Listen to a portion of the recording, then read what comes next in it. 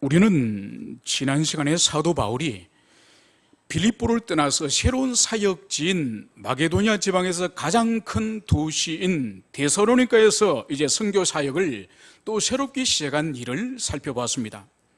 이 도시는 많은 유대인들이 살고 있었고 또 여러 개의 유대인 회당이 있는 그런 도시였습니다.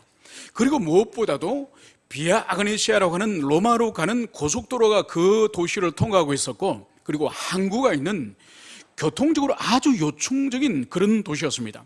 그래서 이 도시를 마게도니아 지방의 선교의 거점으로 바울이 삼은 것이죠. 그런데 이 유대인 회당에서 바울이 사역한 것은 수개월이나 수년을 사역하는 것이 아니라 겨우 세 안식일 동안 이곳에서 사역하였음을 볼 수 있습니다.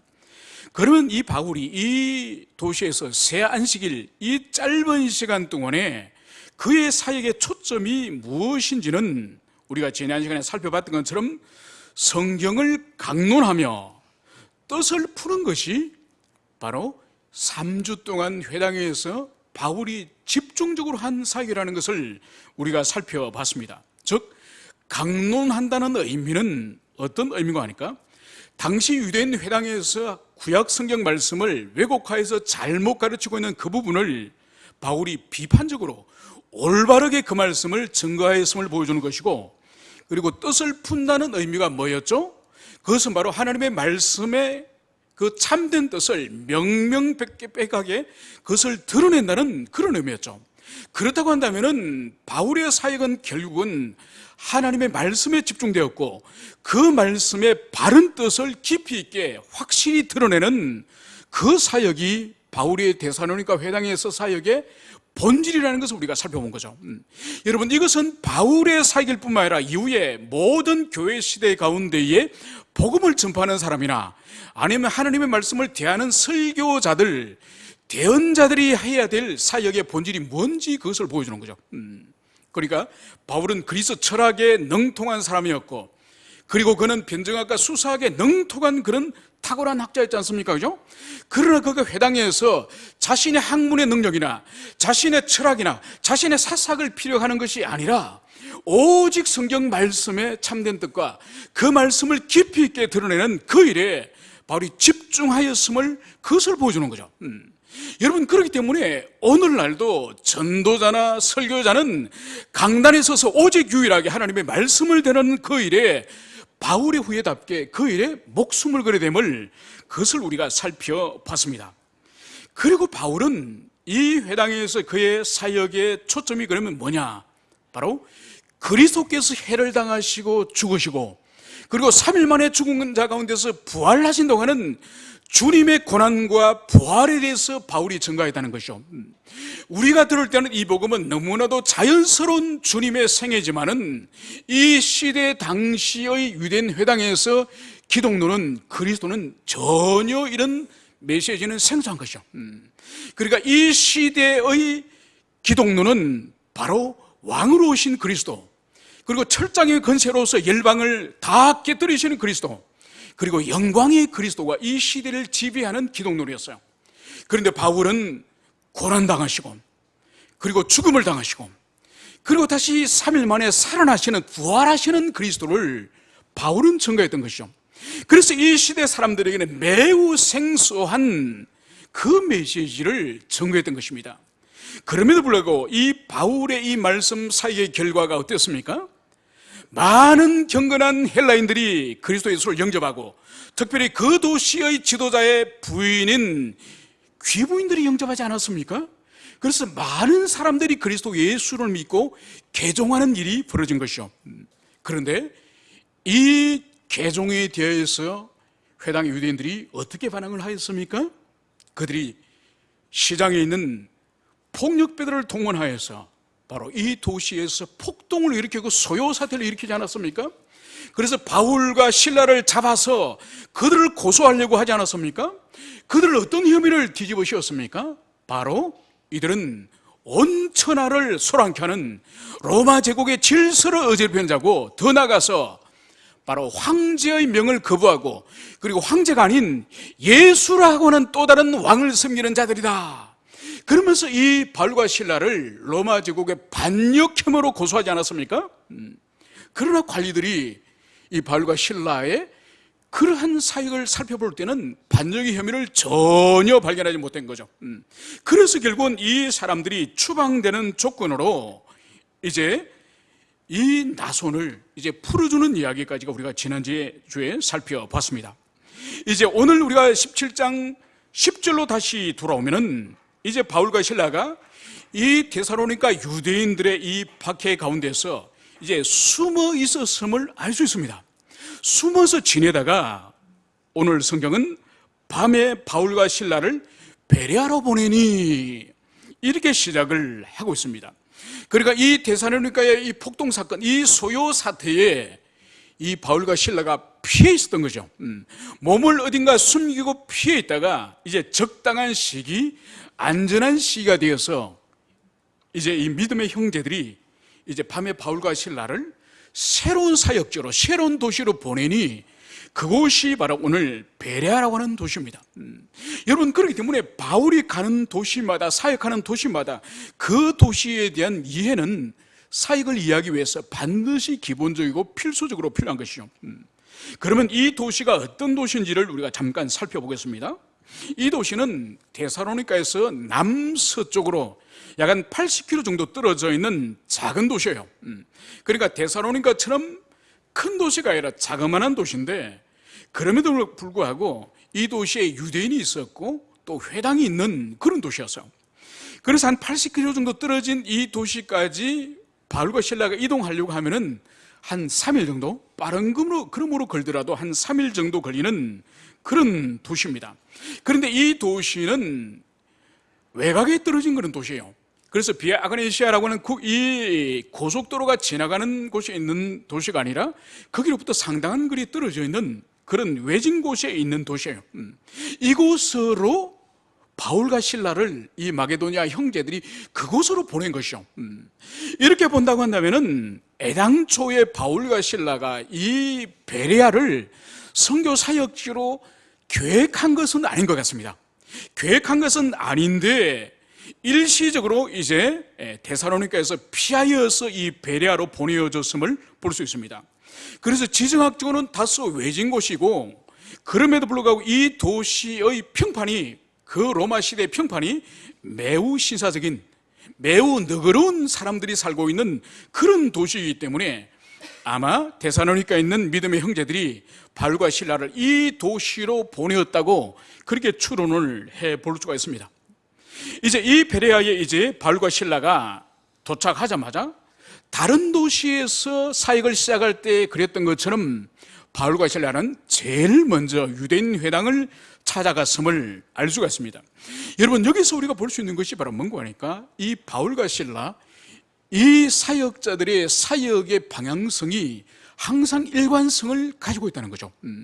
왜냐하면 가는 곳마다 유대인 회당이 있고, 유대인 회당부터 사역을 시작하고 그 회당에서 복음을 전가하면 항상 어떤 일이 벌어졌죠?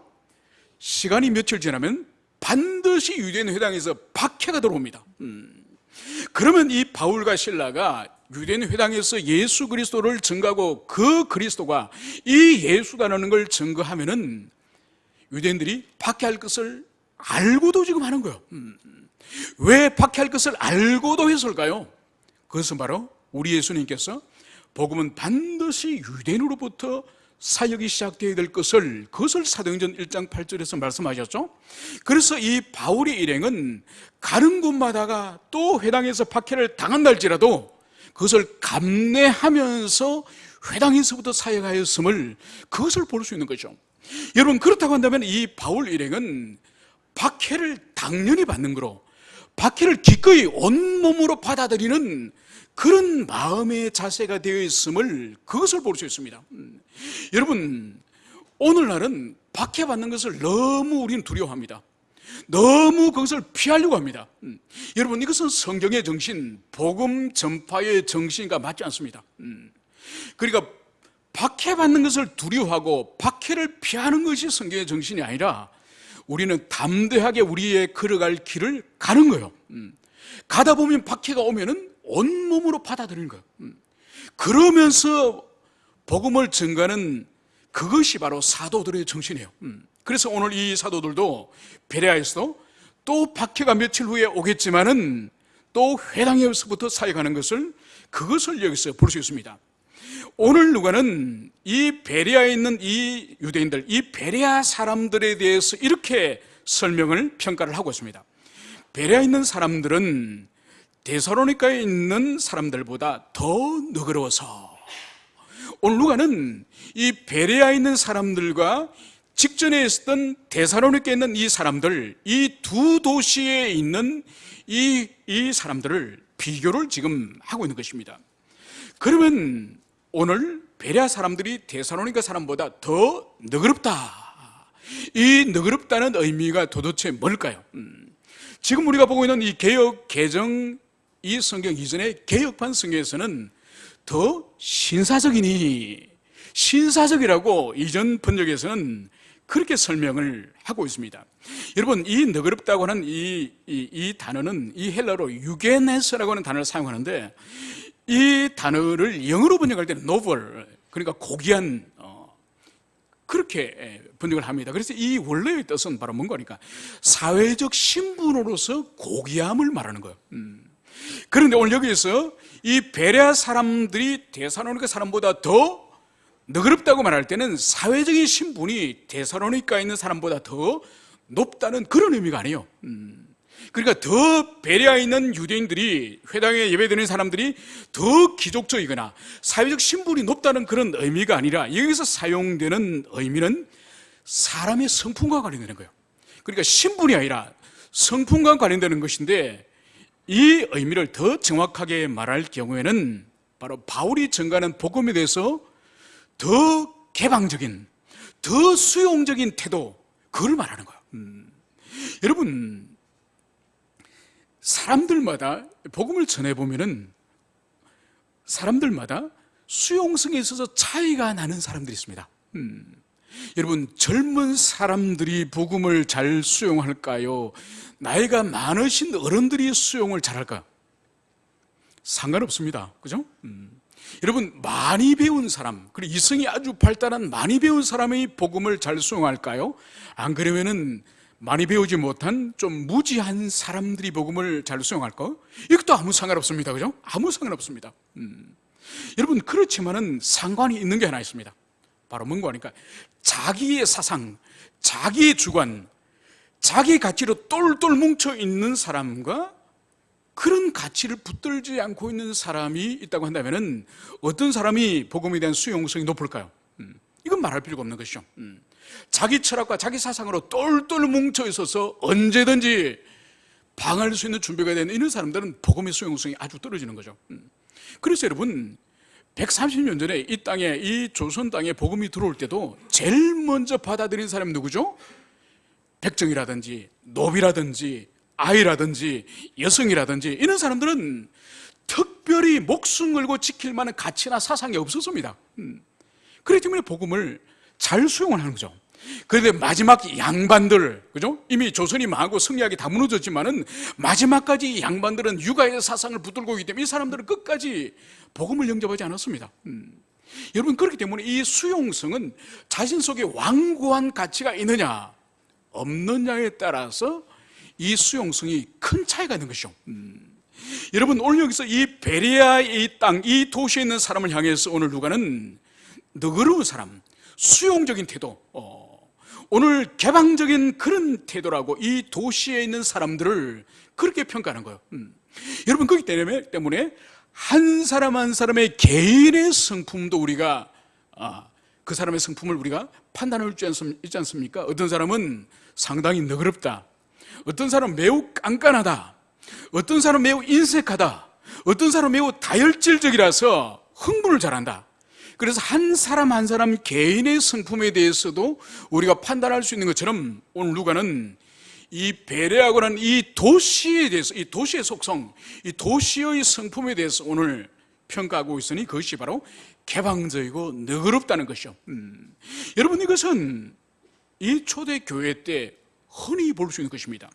그것이 바로 뭔가 하니까 이 당시에 고린도라고 하는 이 도시를 향해서 그 당시 2000년 전 로마 시대의 사람들은 코린티아 조마이, 이 코린티아 조마이라고 고린도 사람들을 불렀습니다. 이 의미가 바로 뭔가 하니까 고린도 사람처럼 행동한다는 뜻이에요. 그러니까 다른 도시에 있는 사람들을 보고 코린티아 조마이, 당신은 빌립보 사람인데도 고린도 사람처럼 행동하는군요.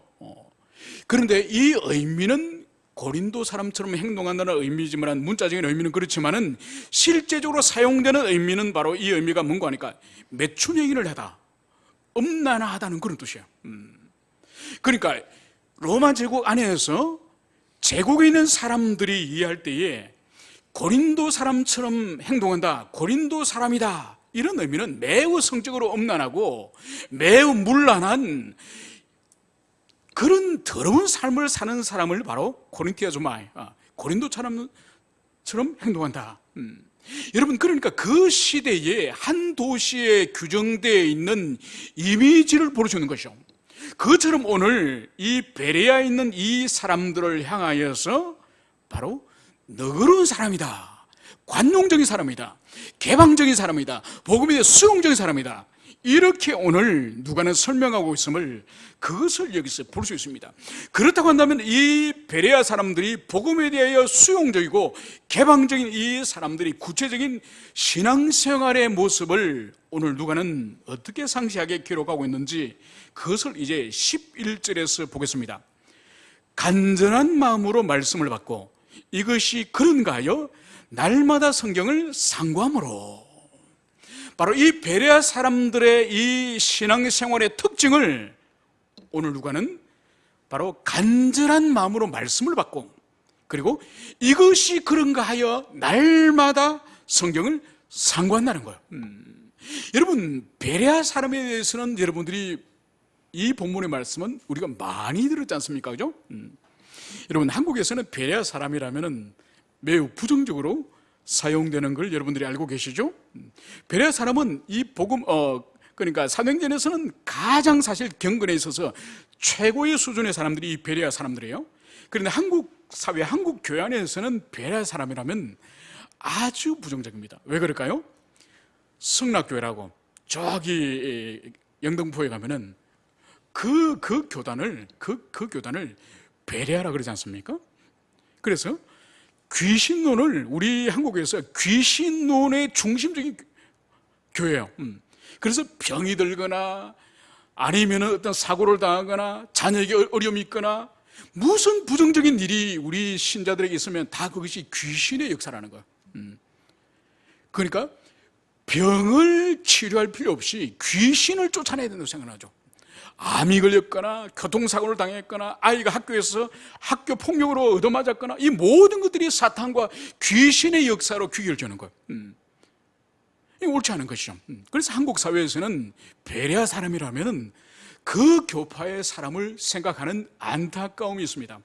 오늘 이 베레아 사람들, 이 사람들의 오늘 신앙생활의 이 특징이 제일 먼저 간절한 마음으로, 여러분, 이 간절한 마음을 원어적으로 좀 더 가까운 번역을 한다고 한다면 모든 자원하는 마음으로, 그러니까 타율에 의해서, 다른 사람에 의해서 강제적으로, 비인격적으로 하나님의 말씀을 억지로 듣게 하는 것이 아니라 바로 자원한 마음으로 스스로 자발적인 의지를 가지고, 이런 의미예요.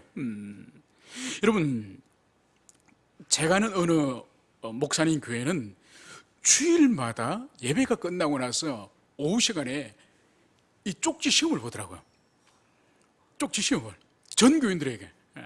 그러니까 설교 시간에 집중하여 잘 들었는지 안 들었는지를 식사하고 나서 이렇게 작은 쪽지를 내줘가지고 테스트하는 거예요.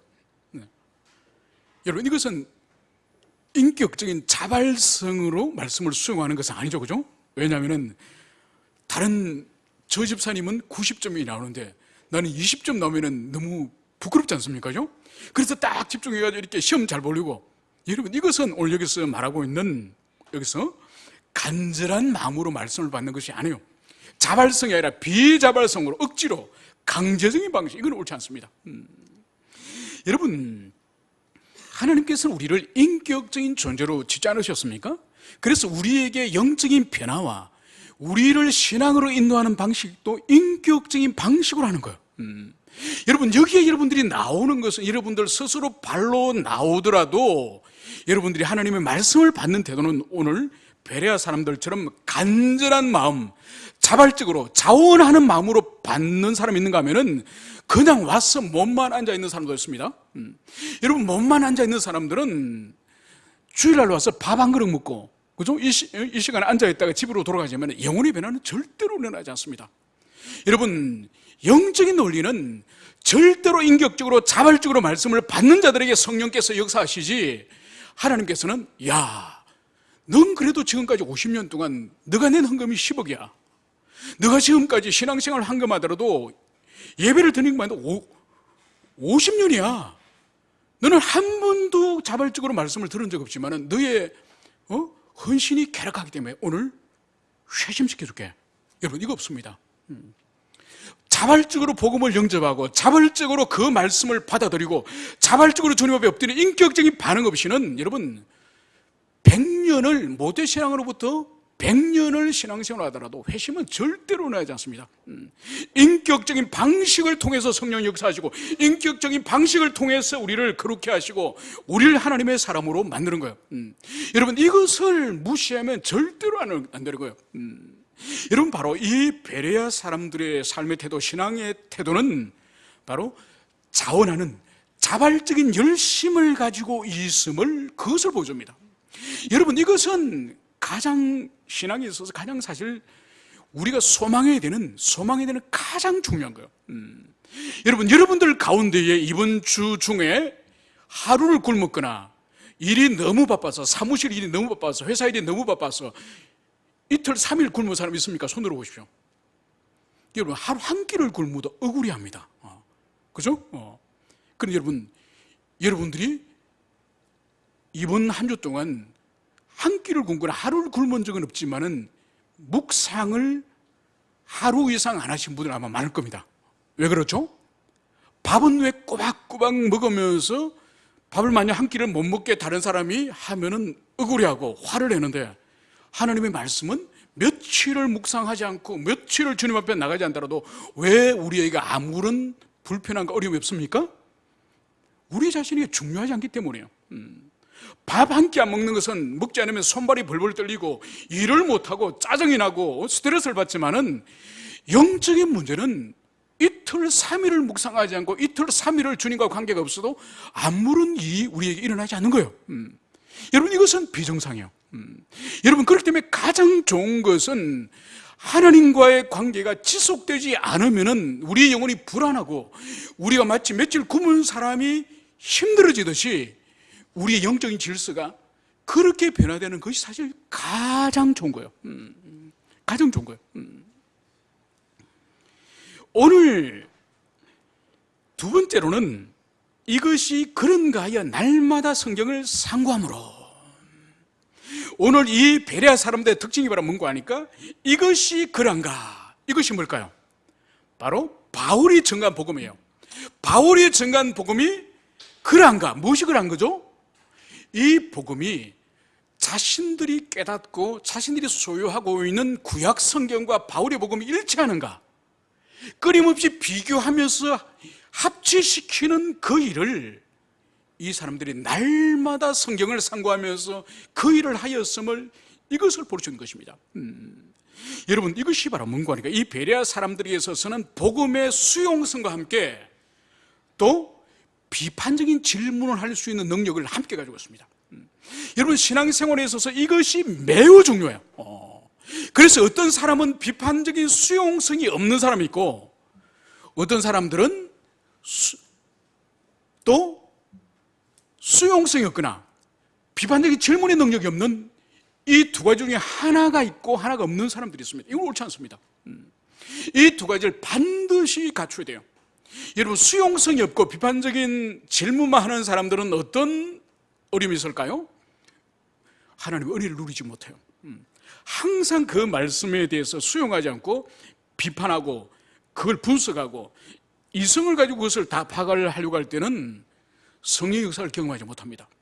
그런데 수용성만 가지고 목회자가, 설교자가 계속 받아들일 경우에는 어떤 오류가 있을 수 있을까요? 그것은 바로 인간의 설교를, 인간의 메시지를 성경인 것처럼 받아들이는 그런 오류가 있을 수 있는 거죠. 여러분, 최근에 어떤 책을 한 건 봤는데, 그게 뭔 거니까 한국 교회가 왜 세속화됐는지, 타락화됐는지, 변절됐는지 그것을 그분이 분석을 하면서 그 본질이 뭔가 하니까 번영신학이라는 거예요. 번영신학. 여러분, 번영신학이 뭔지 아시죠? 그죠? 그러니까 이 땅에서 잘 먹고 잘 사는 것도 신앙의 중요한 거다. 이미 우리는 예수를 믿고 구원을 받았으니 이 땅에서는 잘 먹고 잘 사는 것이 우리가 신앙이 좋은 하나님과 바른 관계인 증거다. 이것이 번영신학이에요. 여러분, 그러면 바울이 이 사도행전에서 너희들이 하나님의 나라에 들어가려면 많은 혼란을 당하리라. 여러분, 바울은 하나님 나라 들어가기 위해서는 많은 환난을 겪어야 하나님 나라 속으로 들어갈 수 있다고 바울은 그렇게 말씀하는데, 이 땅에서 잘 먹고 잘 사는 것이 하나님의 자녀의 특징이다. 여러분, 이건 옳지 않은 것이죠.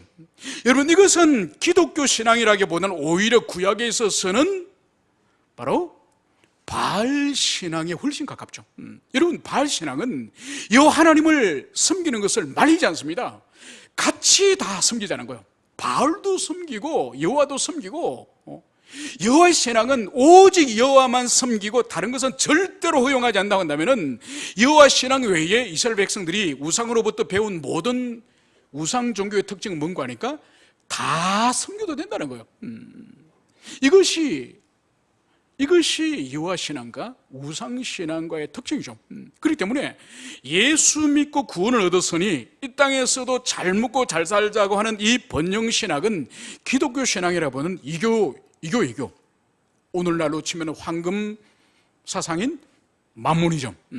만모니즘에 훨씬 가까운 신학을 1960년도, 70년도, 80년도 전 세계적인 가장 큰 그 교회에서, 여의도에 있는 그 교회에서 확산시키지 않았습니까?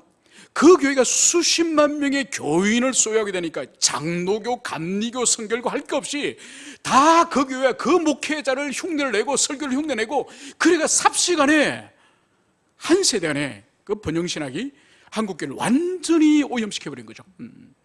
그래서 교단적으로는 개혁신학을 믿고 주장한다면서도 번영신학이 중심을 이루는 거예요. 여러분, 이것이 바로 뭐죠? 수용성은 이때, 자기 목회자의 설교에 대해서 수용성은 이때 비판적인 질문을 못하는 거죠. 오늘 여기서 보십시오. 베레아 사람들은 이것이 그러한가, 이것이 그러한가, 날마다 성경을 상관이라. 여러분, 이 태도가 있어야 되는 거죠. 여러분, 인간 설교자가 설교하는 것은 그것이 하나님 말씀이기 위해서는 성경과 합치될 때에, 그 설교가 성경과 합치될 때에 그 설교자가 전가하는 그 메시지도 하나님의 말씀이에요. 그런데 그 메시지가 하나님의 말씀과 합치되지 않으면은 그거는 받아들일 수 없어요. 왜냐하면은 그 말씀은 성경 아래에 있는 지금 인간의 사상과 인간의 목회 철학을 지금 전파하고 있는 것이기 때문에 그 자체가 하나님 말씀은 될 수 없어요. 그렇기 때문에 오늘 이 베레아 사람들이 가지고 있는 바로 수용성과 이 비판적인 질문의 능력을 여러분들은 모두 가지시기를 축원합니다. 오늘 여기서 우리가 볼 수 있는 것이 바로 뭔가 하니까 날마다 성경을 상고함으로. 여러분, 성경은 구약과 신약에 있어서 날마다 성경을 상고하는 이것을 얼마나 강조하는지 몰라요. 여러분, 이스라엘 백성들이 처음 가나안 땅으로 들어가기 직전에 신명기 6장에서 이제 부모된 자들과 그리고 자녀된 자들에게 신명기 6장 쉐마 이스라엘에 들으라. 그러면서 하나님께서 이 쉐마장에서 무엇을 가르쳤습니까? 제일 먼저 부모된 자들, 너희들이 먼저 하나님을 사랑하고 그 말씀을 힘써서 배우고, 그 다음에 뭘 하라고요? 내 자녀들에게 길을 행할 때든지 방에 앉았을 때든지 누웠을 때든지 모든 일을 할 때 하나님의 말씀을 자녀들에게 가르쳐라는 거예요. 여러분, 하나님의 말씀은 자녀들을 예수 믿게 만들어라는 것이 아니에요. 그거는 성령님이 하실 일이에요. 부모 일은 힘써서 계속적으로 가르치는 거예요.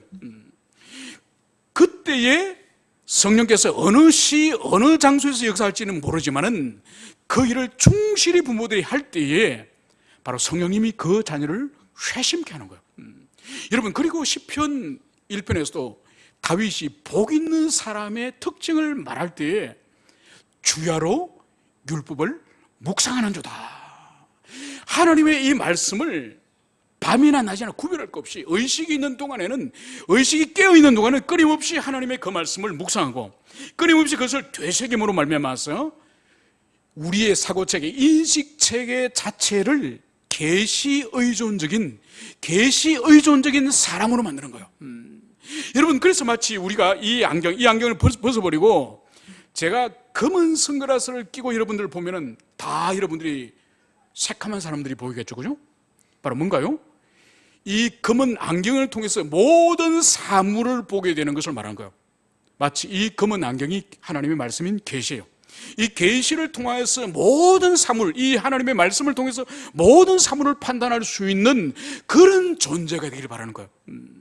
여러분, 그렇기 때문에 우리가 회심을 그렇게 강조하는 이유가 바로 이거예요.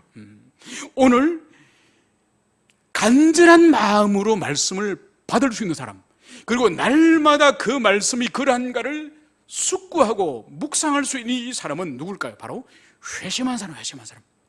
여러분, 회심하지 않으면은 이런 본성을, 이런 우리 내면 속의 본성이 존재하지 않아요.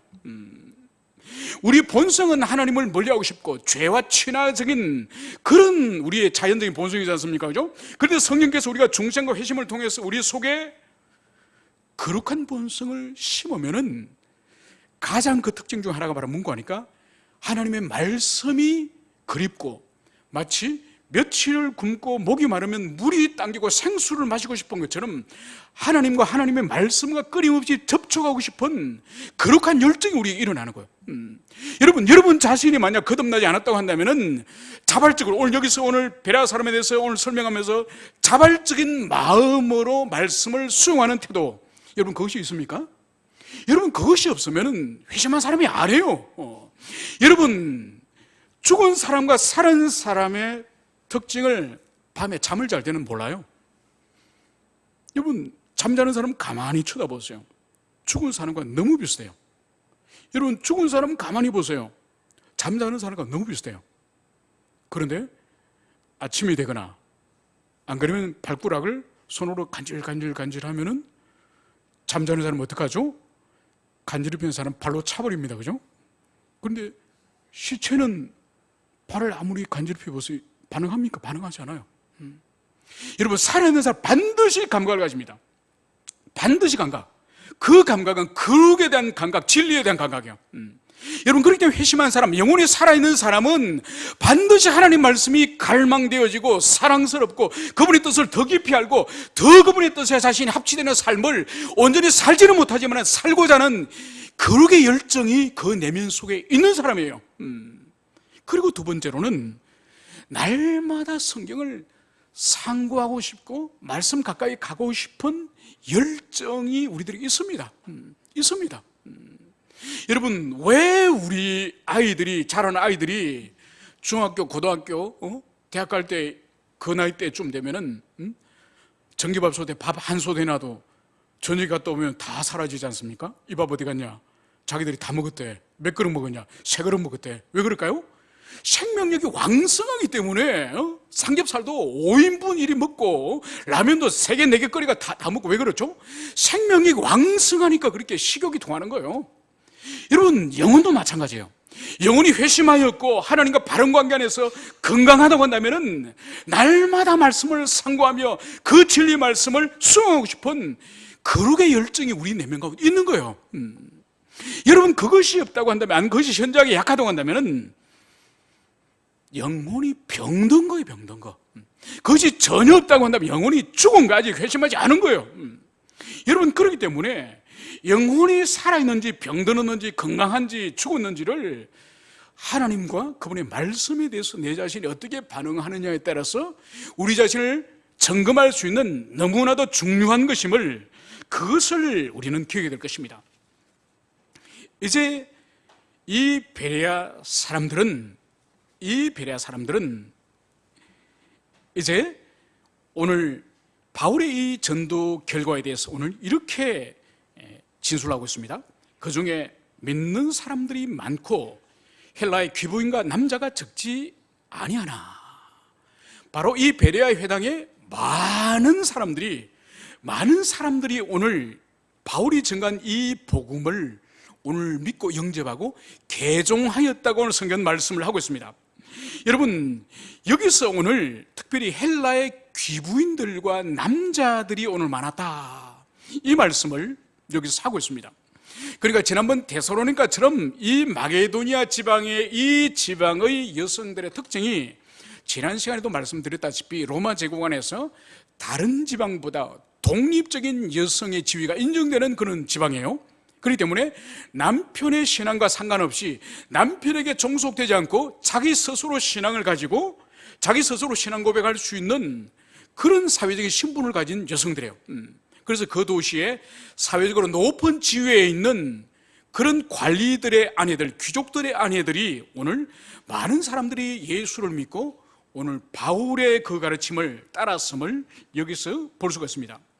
여러분, 여기서 우리가 볼 수 있는 것이 바로 뭔가 하니까 이 데살로니가냐, 이 빌립보에서는 일단의 사람들이 예수를 믿고 영접하면은 그것을 지켜보던 유대인들이 어떤 반응을 보였습니까?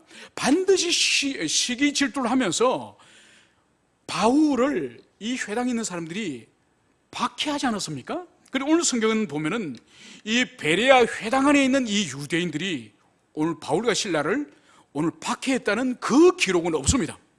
그러니까 다른 회당과 달리 이 베레아에서 이 회당에 있었던 이 사역은 다른 회당과 달리 많은 이 유대인들이 그리스도 예수를 믿고 변화되었음을 그것을 볼 수 있습니다. 그리고 또 다른 한 가지에 추측할 수 있는 것은 바로 뭔가 하니까 바로 이 베레아에 있는 이 유대인들은, 이 사람들은 오늘 누가가 설명하고 있는 것처럼 너그럽기 때문에, 관용적이기 때문에, 복음에 대해 수용성을 가지고 있기 때문에 이 도시에 있는 유대인들이 성품 자체가 데살로니가에 있는 사람과 다르기 때문에 바울과 실라를 박해하지 않았다고 볼 수 있습니다. 여러분, 여기서 우리가 또 하나 주목해 볼 수 있는 것은 이 사도행전을 기록하는 이 누가가 이 베레아에서 사역을 주목하는 이 관점과 직전에 데살로니가에서 사역을 지켜본 관점의 차이를 볼 수 있습니다.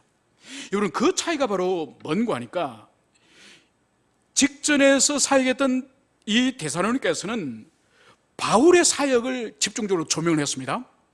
바로 거기서는 바울이 성경을 가지고 강론하며 뜻을 풀었다. 그래서 사역자 중심, 전도자 중심의 그 사역을 이제 초점에 뒀다고 한다면 이 베레아 사역에서는 회당에 모여있는 이 예배자, 이 청중을 이제 집중하여 조명하였음을 그것을 볼 수 있는 거죠. 그래서 간절한 마음으로 말씀을 받고 이것이 그런가 하여 날마다 성경을 상고하니라. 그래서 누가가 데살로니가에서는 말씀을 전가하는 바울의 관점에서 기록했다고 한다면 이 베레아에서는 바로 말씀을 받는 회중들 입장으로 오늘 그것을 기록하고 있음을 볼 수 있습니다. 여러분, 여기서 우리가 알 수 있는 것이 바로 뭔가 우리가 참다운 믿음을 소유하기 위해서는 바로 말씀을 전가하는 이 전거자와 말씀을 청종하는 이 회중의 이 양면적인 두 방향의 성령의 역사가 함께 있어야 됨을 그것을 여기서 보여주는 것이죠. 여러분, 한자 성어 가운데 출탁동시라고 하는 한자 성어가 있습니다. 이 의미가 뭐죠? 출탁동시? 이것은 바로 뭔가 하니까 우리가 요즘은 병아리를 다 인공 부양을 해서 그렇게 깨지만은 소위 어릴 때만 하더라도 병아리를 이제 암탉이 봄에 이렇게 알을 깔려고 울지 않습니까? 그러면은 유승란을 한 10개 정도 그렇게 이제 닭집에 넣어두면은 어떻게 하죠? 닭이 3주 동안 거기 앉아서 자기 발로 계속 가만히 앉아만 있는 것이 아닙니다. 앉아서 이 발로서 이 알을 계속 계속 움직여요.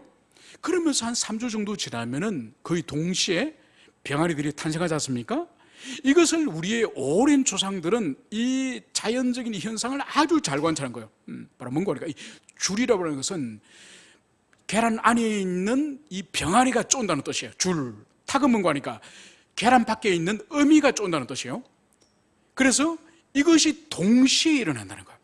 그래서 한 마리의 병아리가 탄생하기 위해서는 알 속에 있는 병아리가 안에서 쪼아야 되고, 그리고 밖에 있는 어미가 쫄 때에 계란이 깨어지고 그 속에서 병아리가 탄생한다는 이 의미가 줄탁동시라고 하는 그 사자성어예요.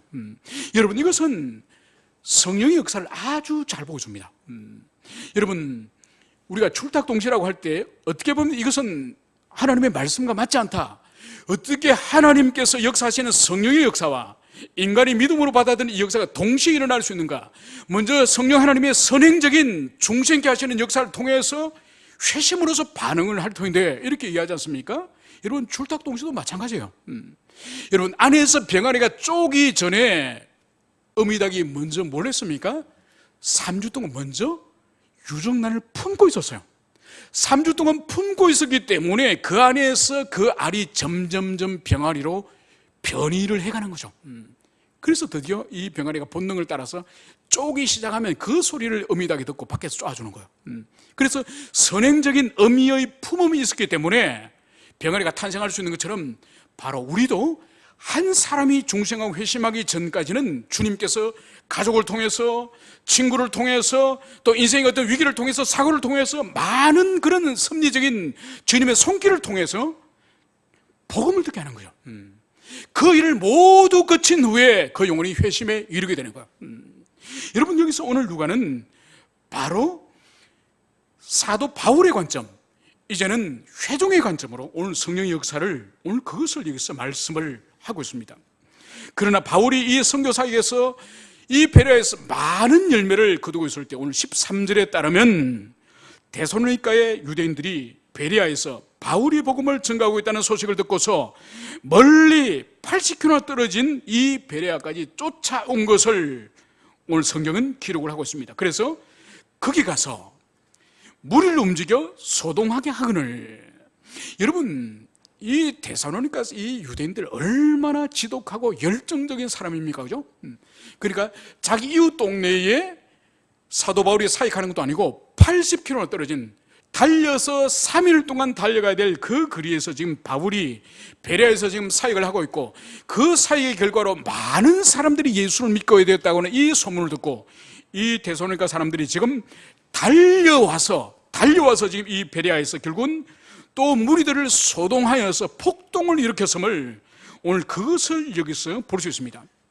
여러분, 이 데살로니가 이 사람들의 모습이 과거에 1차 선교 사역에서 비시디아 안디옥에 있던 그 유대인들, 그리고 이고니오에 있던 그 유대인들, 그 유대인들이 결국은 루스드라로 몰려오지 않습니까? 루스드라로 1차 선교 사역 때 몰려와서 바울을 결코 돌멩이로 쳐 죽인 거죠. 그래서 바울이 죽은 줄 알고 성 밖으로 던져버리지 않습니까? 그러니까 그때도 유대인들이 얼마나 이 종교적인, 이 광적인 이 열정을 가지고 있습니까? 여러분, 이런 루스드라에서 있었던 이 유대인들의 이 열정을 더 능가하는 사람이 있었습니다. 누구죠? 바울 자신이죠. 바울. 여러분, 유대인들이 이렇게 종교적인 광기에 가까운 이 열정을 가지고 있습니다. 여러분, 오늘날도 이 세계에 있어서 가장 큰 불행과 고통을 몰아넣는 관계는 종교의 관계예요. 종교의 관계. 여러분, 그래서 지금도 보세요. 지금도 저 중동에는 IS나 탈레반이 지금도 세계 경제와 세계 정치 질서 자체를 이 종교적인 이 광신자들이 질서 자체를 지금 흔들고 있습니다. 다른 것이 아니에요. 무슨 예술의 열정, 정치의 열정이 아니라 종교의 열정을 가지고 자폭퇴를 하면서 생명까지 사나워하면서 전 세계 질서를 지금 흔들고 있습니다. 여러분, 그렇기 때문에 잘못된 이 종교의 이 관계라고 하는 것은, 이것은 가공할 만한 엄청난 재난을 가져오는 그런 것임을 여기서 보여주는 거죠. 그래서 80km까지 달려와서 베레아에서 또 사람들을 조종하고 또 사람들을 사서 폭동을 일으키는 이 유대인들의 광기를 오늘 성경은 말씀을 하고 있습니다. 바로 오늘 이 일에 대해서 이 데살로니가 유대인들의 이 소요 사태로 바울이 이제 생명의 위협을 느끼게 된 거죠. 그래서 이 모습을 지켜본 베레아 형제들이 오늘 어떻게 합니까? 바로 베레아에서 이 바울을 급히 피신을 시킵니다. 어떻게 피신을 시키느냐? 이 베레아에서 오늘 아데네까지 약 거리가 320km 떨어져 있는 엄청난 거리, 여기서 대구까지 가는 엄청난 거리에 있는 아테네로 이 사도 바울을 오늘 급히 피신시키는 이 모습을 볼 수 있습니다.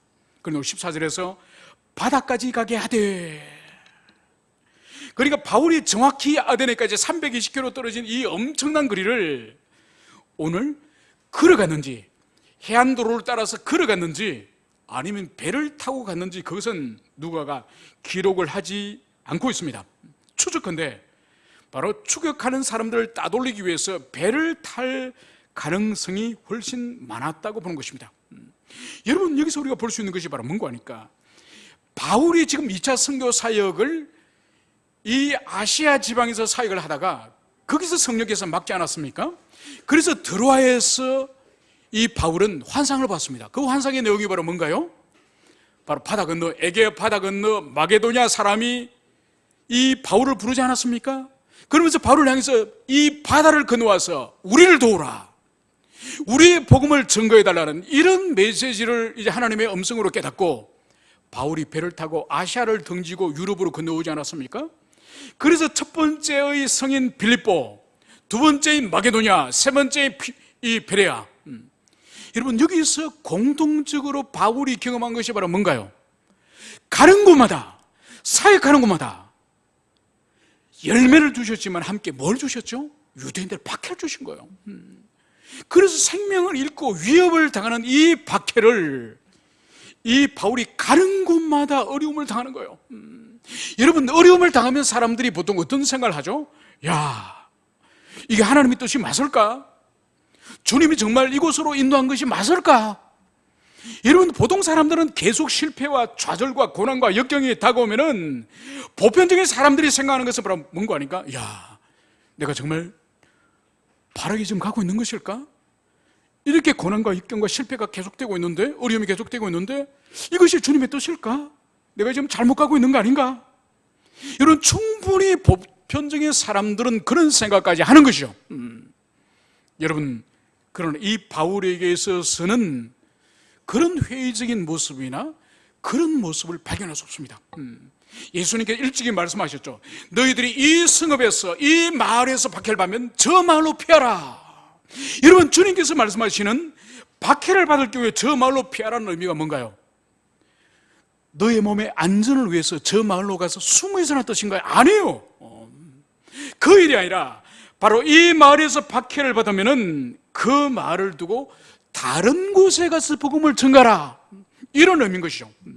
여러분, 이것은 일찍이 초대교회 예루살렘 교회를 보십시오.